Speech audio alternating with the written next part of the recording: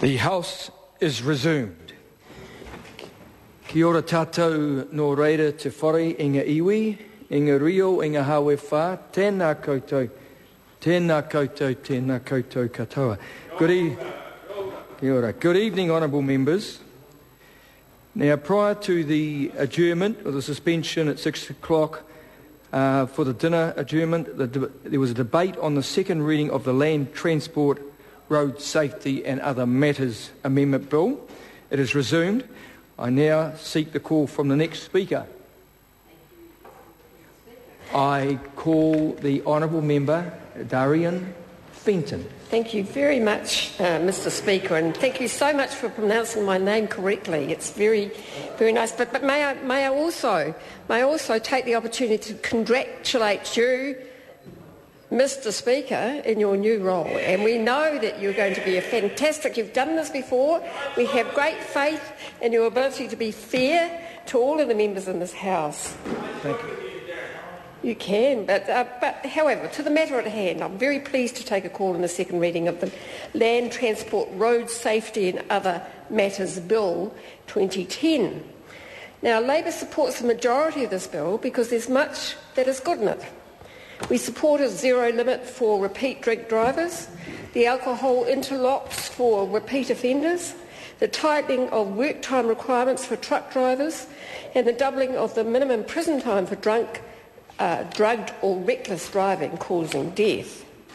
So, Mr. Speaker, while we will vote for the bill at second reading, we will be putting forward a couple of amendments at the committee stage because we have some concerns about two aspects of the bill. Firstly, the government has missed the opportunity to lower the blood alcohol content limit from 0.08 to 0.05 milligrams. The public have been calling for it. Every poll supports it, and there's readily available research confirming that this would make a difference to our road safety. Secondly, we've also thought very long and hard about the increase in the driver licensing age from 15 to 16, and we've consulted widely on this matter. We remain unconvinced about the need for change, although we do support extending the learner licensing period. If I can address the last matter first, Mr. Speaker. By raising the minimum wage for holding a driver licence to 16, that effectively means that young people must be 16 before they can apply for a licence. After they apply and pass the written and practical tests, there's still the learner licensing period. The bill provides for an extension from 6 to 12 months for that learner licensing period before a driver can obtain a restricted licence. Now, while we support this extension, and we do so because research shows that the period of supervised driving under a learner licence is when young drivers, and in fact all drivers, are at their safest. However, the overall effects of these changes is that young drivers will be 17 before they obtain a restricted licence.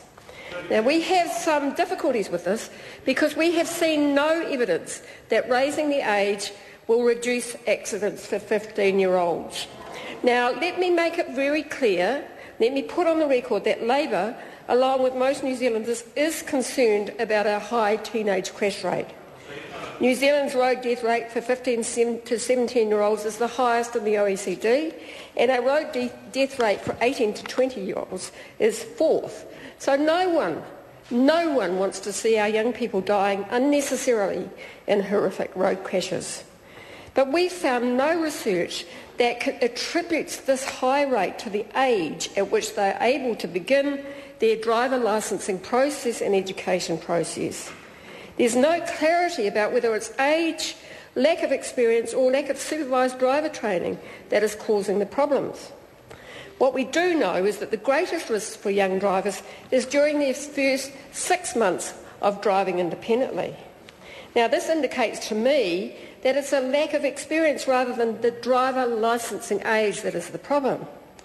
Could it be that an inexperienced 16 or 17-year-old is just as likely to crash as an inexperienced 15-year-old?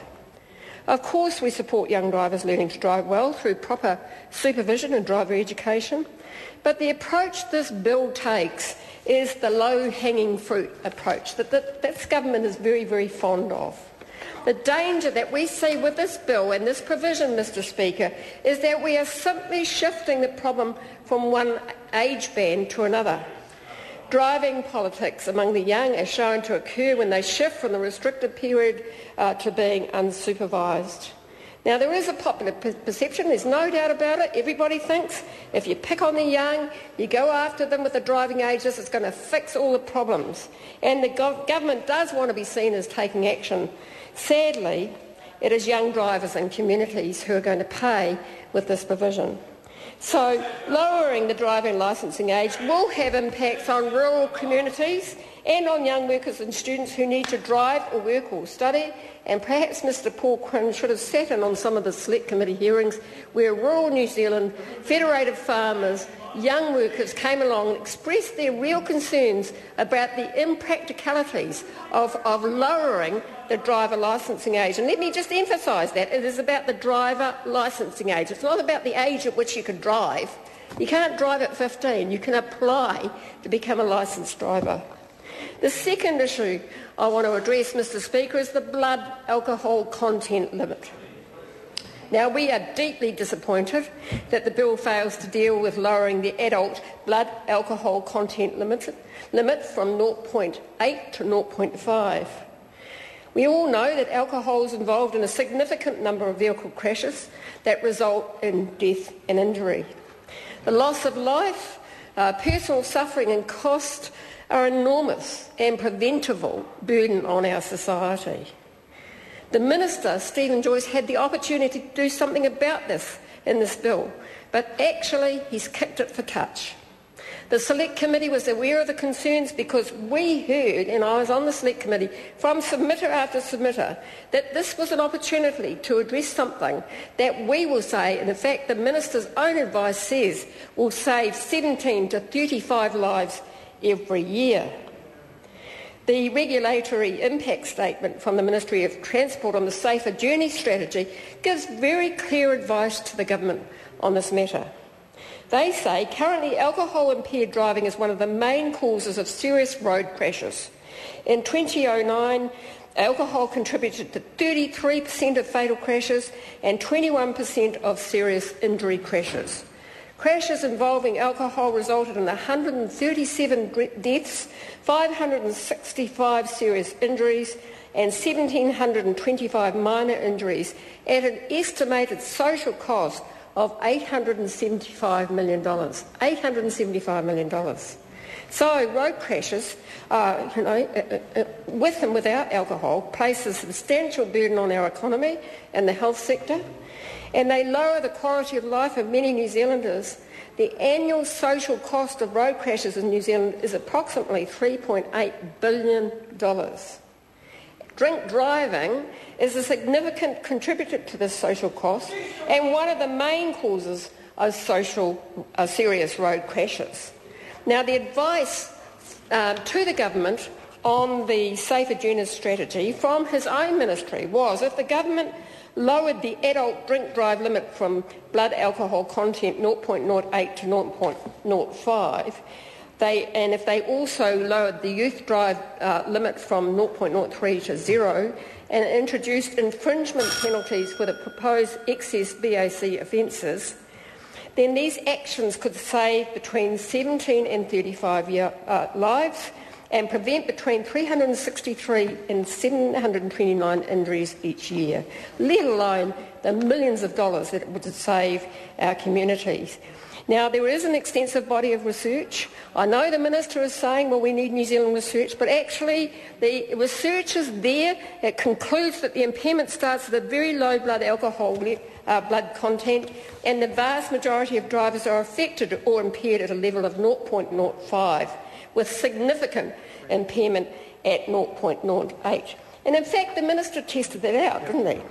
He clearly agreed when he said that legal alcohol limits for drivers were just ridiculous after he drank 3/4 of a bottle of wine and was surprised to find he could still legally get behind the wheel.